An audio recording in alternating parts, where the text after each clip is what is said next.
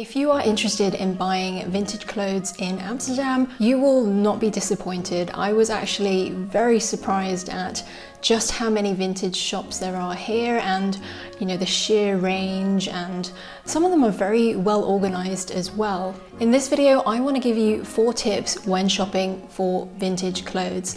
So let's get into this. Smell the pits. And I literally cannot believe I'm saying this on camera, but this is a very important point. If you are buying a top, you need to smell the armpit area like real good, and you really need to get it up in your face. I know that sounds disgusting, but it is likely that you are in a shop that already kind of smells of like vintage stuff, and if you smell BO or body odor, do not buy that item. Put it back on the rack, because it can be incredibly difficult getting body odor smells out of clothes.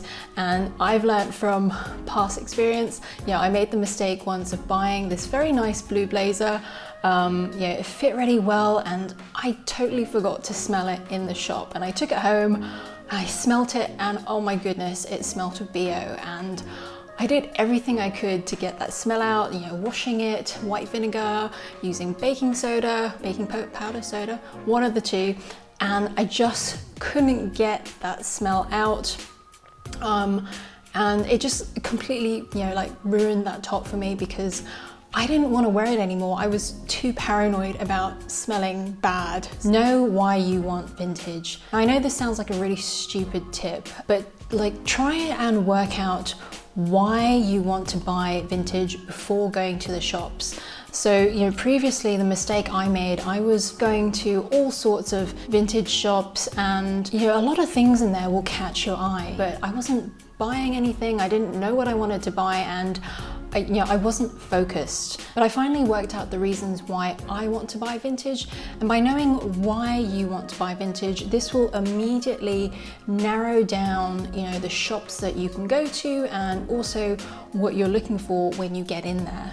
Defects and alterations. It's definitely worth looking at the piece of clothing and scrutinizing it for any kind of defect. Another thing to also consider is alterations, because these can get really expensive, and you also need to find a good tailor.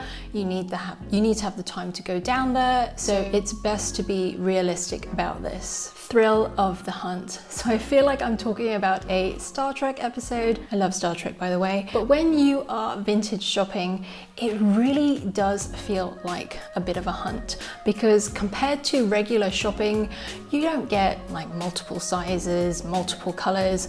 Most of the time it is just one item. So when you find something that you like and fits you, it is honestly very, very exciting, and it is so easy to get caught up in that moment. But try and take a step back, think about it properly, to avoid making an impulse purchase. Please give this video a like if you enjoyed it. Thank you so much for watching. Until next time, goodbye.